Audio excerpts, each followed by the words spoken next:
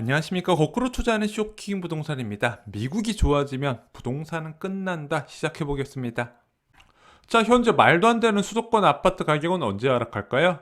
자, 두 가지 조건이 필요하다 말씀드렸습니다. 첫 번째, 수요를 넘는 과공급이 필요해요. 자, 그런데 이런 과공급은요, 정비 사업이 아닌 신도시 대규모 입주를 통해서 가능하다 말씀드렸는데, 수도권의 과공급은 2025년부터 진행됩니다. 야, 그럼 2025년부터 주택가격 폭락하냐? 그렇게 단정 짓기는 좀 어려운 게, 금리 부분도 좀 도와줘야 됩니다. 그런데 지금 같은 0.5%의 최저금리가 2025년에도 적용된다면 과공급에 따른 주택시장 안정이 그렇게 큰 도움이 안 될 수도 있습니다. 그러면은 수도권 아파트 가격 하락의 가장 중요한 요소는 바로 기준금리의 정상화다 이렇게 말씀드릴 수 있을 것 같습니다. 자, 이 기준금리의 정상화가 왜 중요하냐? 자산으로서의 현금가치 정상화가 필요한 거예요. 자, 그리고 이 많은 사람들이 대출금리와 연계시키시지만 대출금리보다 더 중요한 것이 예금금리라는 거죠. 예금금리가 높아져야 많은 고가 아파트 보유자들이 시장에 매물을 내놓게 될 것이고 다쭉 매물을 내놓으면서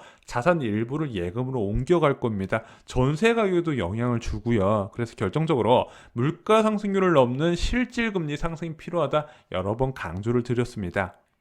자, 0.5%인 현재 기준금리가 정상금리가 되려면 어떻게 될까요? 두 가지 경우가 있습니다. 첫 번째, 한국 경제가 너무 좋아서 올리는 케이스죠. 경제가 완만한 회복세에 접어들어서 GDP 성장률과 소비자 물가 지수가 목표치에 접근하게 되면 지속적으로 금리를 올릴 수 있다는 부분이죠. GDP 성장률 3% 전후와 CPI 전년 동기 대비 2% 수준의 상승률이 동시에 충족되어야 된다. 최근 이 부분에 대해서 경고를 많이 드렸는데요. 자, 또 다른 경우가 있습니다. 자, 기준금리를 정상금리 시키는 경우 경제가 좋지 않아도 이런 정상화 과정을 밟는 과정이 무엇이 있을까요? 바로 미국 금리 인상에 떠밀려 올리는 케이스가 있다는 거죠. 자, 미국에서 금리를 지속적으로 올려요. 그러면은 달러 강세가 나타나겠죠. 자, 이 달러 강사에 미국의 금리가 더 높으니까 한국에 있던 자본이 유출되기 시작합니다. 자, 그러면 이 나가는 자본을 붙잡기 위해서 대한민국도 어쩔 수 없이 금리를 올린다는 부분이죠. 오늘은 이 부분 한번 좀 체크를 드려보겠습니다. 자, 가장 최근에 미국이 공격적으로 금리를 올렸던 시기 보시면요. 2017년부터 2018년까지입니다.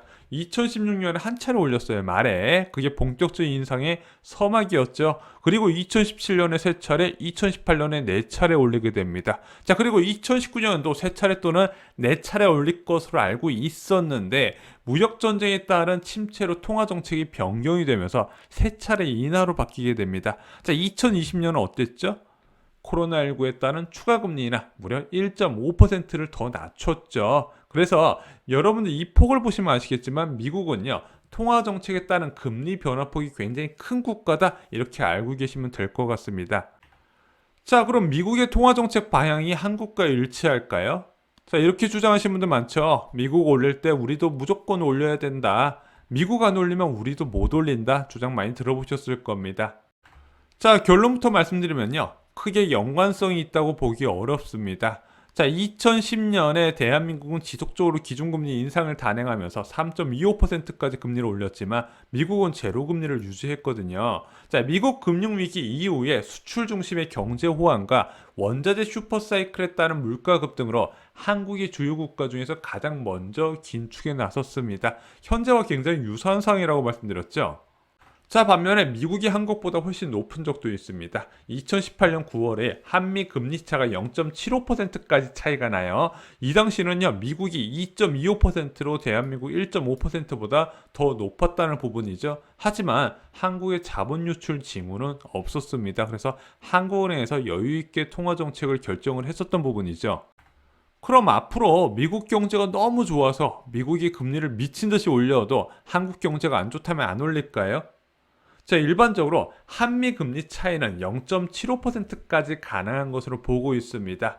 자, 한국이 금리 인상 충족 조건이 안 되었을 경우에 미국이 1.5%까지 올려야 어쩔 수 없이 올린다는 거죠. 지금 한국이 0.5%니까 1.5%까지 미국이 올리면 어쩔 수 없이 떠밀려서 0.75까지 올릴 수 있다는 부분입니다. 자, 그러면 이렇게 여유가 있다면 굳이 미국 금리에 대해서 공부할 필요는 없지 않나요? 이렇게 물어보실 수도 있는데 절대 그렇지가 않습니다. 자, 앞에서도 언급드렸지만요. 미국은 통화정책 방향이 결정되면 급격히 움직이는 특성이 있습니다. 자, 과거 연준의 금리 정책 보면은요. 와, 진짜 극과 극을 다립니다. 한 번 변화할 때요. 그 급격한 변화는요. 와, 지금 보면 진짜 이해가 안 되는 경우가 굉장히 많은데 미국은 항상 이렇더라고요. 그래서 아마 미중 무역 전쟁 없었으면요. 미국 기준금리 2019년에 3% 가까이 찍었을 겁니다. 자, 그런데 이게 왜 중요하냐? 미국 금리가요, 한국 기준금리 상단을 결정할 가능성이 있다는 겁니다. 자, 쉽게 예를 들어 보겠습니다. 현재 기준금리가 0.5%예요. 내년에 기준금리가 1.25%까지 올라간다고 가정을 해보겠습니다. 그리고 2023년에도 기준금리를 한 차례 더 올려서 1.5%, 예금금리 2%를 맞춥니다. 자, 한국은행 입장에서 더 올리고 싶진 않겠죠. 왜? 금리가 자꾸 올라가게 되면 이자 부담이 늘어나는데 기업이나 가게가 지금 부채가 너무 많은 상황이라서 웬만하면 이 수준에서 아래로 묶고 싶어 할 겁니다. 그래서 2024년까지 기준금리를 1.5%로 묶는다고 가정을 해볼게요. 자, 근데 미국의 현재 기준금리는 0.25%입니다. 내년에 얼마까지 올라갈까요? 동결일 것으로 예상이 됩니다. 그리고 2023년에 되어서야 한 차례 기준금리를 올릴 건데, 자, 미국의 기준금리는 한번 방향이 정해지면 급격하게 올리는 특성이 있다 말씀드렸습니다.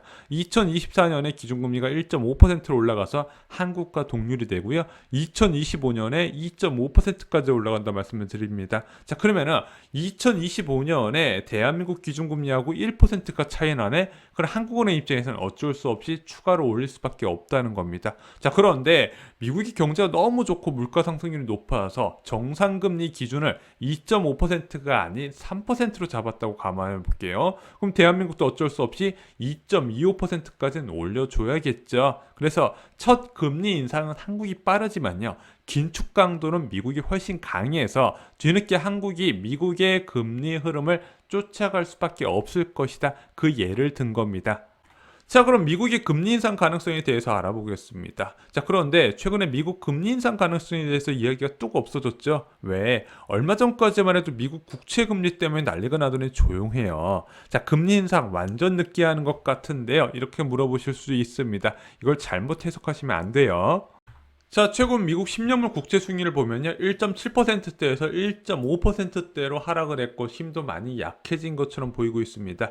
미국 장기 국채 금리가 하락한 이유는 무엇일까요? 두 가지 원인이 있습니다. 첫 번째는요, 예상보다 낮았던 근원 PCE 지수입니다. 3월 26일 날 발표된 근원 개인 소비 지출 물가 지수가요, 시장의 전망치보다 낮은 1.4%를 기록한 겁니다. 이게 왜 중요하냐? 연준에서 금리 인상을 위한 물가 기준을 삼을 때 이 근원 PCE 지수를 삼는데 예상치보다 낮다 보니까 이 당시에 미국 국채 수익률 급등이 굉장히 문제가 됐었는데, 야, 시장에서 혹시 우리가 너무 오버한 거 아닌가? 그것으로 인한 경계감이 없어지면서 국채 금리가 하락을 했다, 이렇게 보시면 될 것 같아요. 자, 또 다른 이유는 바로 미국 국채 수요 회복입니다. 최근에 일본 은행이나 보험사 등의 금융기관들이 미국 국채를 대거 사들이면서 가격을 올리고 수익률을 낮췄다 이야기 들어보셨을 겁니다. 중국도요, 계속해서 채권 매수량을 늘려나가고 있는 상황이에요. 자, 왜 이렇게 미국 국채 수요가 늘어났을까? 주요 국가 국채 대비 매력적인 수익률이 포커스가 맞춰진다는 겁니다. 앞으로 미국 경제가 좋아질 거면 적어도 달러 가치가 하락하진 않겠구나. 여기에 미국 국채 수익률도 타 선진 국가에 대비해서 높네. 그럼 안 살 이유가 없다는 거죠. 그것이 탄탄한 수요로 뒷받침되고 있다는 겁니다. 자, 그럼 미국의 금리 인상은 언제일까요? 먼저 이건 말씀드릴 수 있어요. 첫 인상은 한국보다 더 늦게 진행될 겁니다. 그 텀도 많이 길어질 가능성이 있어요. 자, 한국 같은 경우는요, 주요 지표의 호조 및 긍정적 추후 전망이 나오면 앞으로 금리 인상 가능성에 대해서 한국은행 총재가 인상 신호를 보낼 겁니다. 깜빡이 킨다고 하죠. 자, 그리고 나서 일정 시점 지나고 나서 첫 기준금리 인상이 단행이 될 겁니다. 자, 여기서 말하는 주요 지표는 GDP 성장률과 그리고 물가 상승률 보시면 될 것 같은데 5월 정도 되면 이 주요 지표는 다 충족이 될 겁니다. 하지만 한국은행에선 최소 1분기 이상 이것이 잘 유지되는지 지켜보자고 할 겁니다. 자, 반면에 미국은 좀 달라요. 먼저 노동과 물가 개선 지표를 확인을 할 겁니다. 그러면 바로 기준금리를 올린 게 아니라 지금 1200억 달러 규모로 매월 매입하고 있는 국채의 규모를 줄이는 테이퍼링을 신호를 줄 겁니다. 야, 이제 우리 테이퍼링 할 것 같다. 이런 신호를 먼저 주고요. 자, 그것이 한 3분기 정도 진행될 것 같아요. 올해.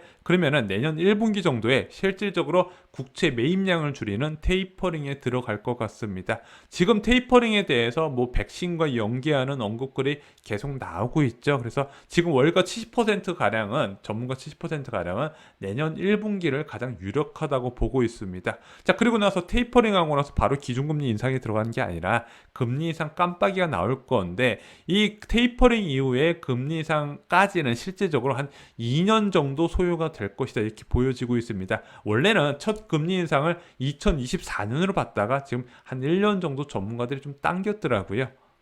자, 일단 미국의 금리 인상 시기가 2024년보다 2023년으로 당겨진 이유는요. 가장 크게 여러분도 아시다시피 생각보다 빠른 백신 보급력, 그에 따른 집단 면역 형성, 그럼 미국은 소비 국가이기 때문에 내수 시장이 다시 회복할 것이고 경제가 돌아가면서 물가 상승률 압력이 강해지겠네. 2024년까지 기다릴 이유가 없는 거죠. 왜냐? 경제도 빠르게 성장하고 있고 실업률도 빠르게 하락하고 있습니다. 과거 금융위기, 이제 미국발 금융위기보다 차원이 다를 정도로 빠른 실업률 회복을 보이고 있어요. 게다가 지금 연준에서 강조하고 있는 금리 인상 전제 조건인 완전 고용이 바로 내년에 달성 가능할 거라고 미국 재무부 장관이 언급한 부분이거든요. 그러면은 굳이 2024년까지 끌고 갈 필요는 없다고 봅니다. 2023년에 유력하고요. 빠르면 2022년 말도 봐도 돼요. 왜? 지금 미국에서 물가 상승 압력이 확대될 거란 지표가 계속해서 나오고 있습니다. 자, 3월 미국 생산자 물가 지수가 4.2%를 기록했어요. 예측치 3.8%보다 더 높게 나타났습니다. 4월 물가 지표부터는 앞으로 계속해서 이런 저금리를 지속해야 되나, 이런 의문을 가질 정도의 높은 물가 상승률이 나올 것이다, 이렇게 보여지는 부분이죠. 자, 한국, 미국의 동시 호황을 조심하시기 바랍니다. 한국의 호황으로 단기간 내에 금리 인상 가능성이 충분히 있고요. 미국의 지속적인 호황으로 대한민국 금리 인상 상당히 높아질 가능성, 오늘 경고를 드렸습니다. 그런데 이 호황의 끝은요, 커다란 블랙스완이 나오기 전까지입니다. 그 전까지는 생각보다 오래 지속이 될 거예요. 그럼 호황 기간 동안 지속되는 금리 인상은요, 아파트 시장이 독이기 때문에 오히려 경제가 좋았던 상황에서 부동산 가격이 크게 조정받는 결과가 나오게 될 겁니다. 이상으로 쇼킹 부동산 마칩니다. 좋아요, 구독, 공유 꼭 부탁드립니다. 감사합니다.